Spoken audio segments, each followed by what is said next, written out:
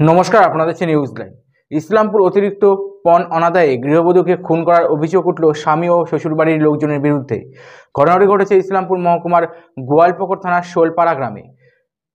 মৃতের নাম শর্মিলা আর্য, বয়স 25।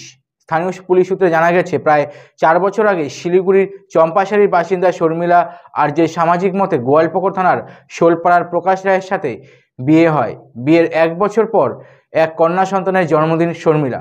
মেয়ের বাবার বাড়িতে খবর দেওয়া হয় যে শর্মিলা গলায় দড়ি দিয়ে আত্মহত্যা করেছে। তারপর দেখতে পান মেয়ের গলায় একাধিক জায়গায় ক্ষতের চিহ্ন রয়েছে। খবর পেয়ে ঘটনাস্থলে পৌঁছায় গোয়ালপুকুর থানার পুলিশ।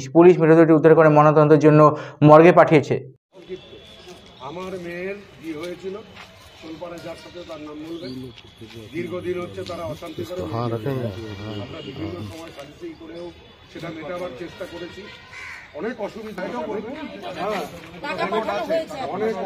সত্ত্বেও আমি ওনার মতো মন্তব্যের সঙ্গে আমরা একমত এই জন্যই, কারণ আজ থেকে প্রায় বছরখানেক আগে ওনার ফ্যামিলিতে এরকম মেয়েকে খুব মারধর করেছিল এবং বারবার মানসিক শারীরিকভাবে অত্যাচার করেন।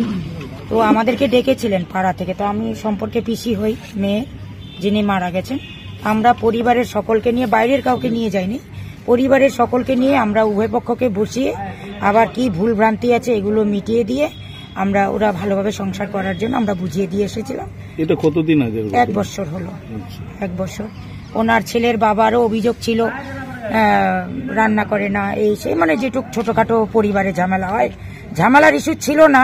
কিন্তু ওনাদের আমি যা কথাবার্তা বলে বুঝলাম, ছেলের বাবা, ছেলে এবং ছেলের মা এবং ছেলের একটা অভিযোগ আমি পেয়েছি যেটা নিয়ে ওদের বাড়িতে হামেশাই অশান্তি হতো, যেটা আমার ভাস্তি আমার কাছে কমপ্লেন করেছে এই যে জামাইয়ের সঙ্গে তার বড় বৌদি মানে বৌদির সম্পর্ক আছে বলে সবসময় বৌদির দিকে ওনার বেশি কেয়ারিং এবং আমার ভাস্তির প্রতি কোনো কেয়ারিং নেই, যার জন্য এই অশান্তিটা বাড়িতে হতো। আর মেন্টালি হ্যারেজ এবং ফিজিক্যালি মারধর প্রায়ই হতো। অনেকবার আমাকে গত সপ্তাহেও ভাস্তি ফোন করেছিল যে পিসিমণি আমাকে এরকম নোংরা গালাগালি দেয় শ্বশুর মশাই এবং আমার স্বামী, তুমি ওদেরকে বুঝাও। তাতে করে আমি মেয়ের জামাইয়ের সঙ্গে কথা বলেছি, তাদেরকেও বুঝিয়েছি, ঠিকঠাকই ছিল। কিন্তু হঠাৎ করে গতকাল আমাকে ফোন করে এনারা জানিয়েছে যে আমার মেয়ে আর নেই। তো জিজ্ঞেস করলাম কি হয়েছে, বললো যে কিছুক্ষণ আগে 10 মিনিট আগে আমার জামাই ফোন করেছিল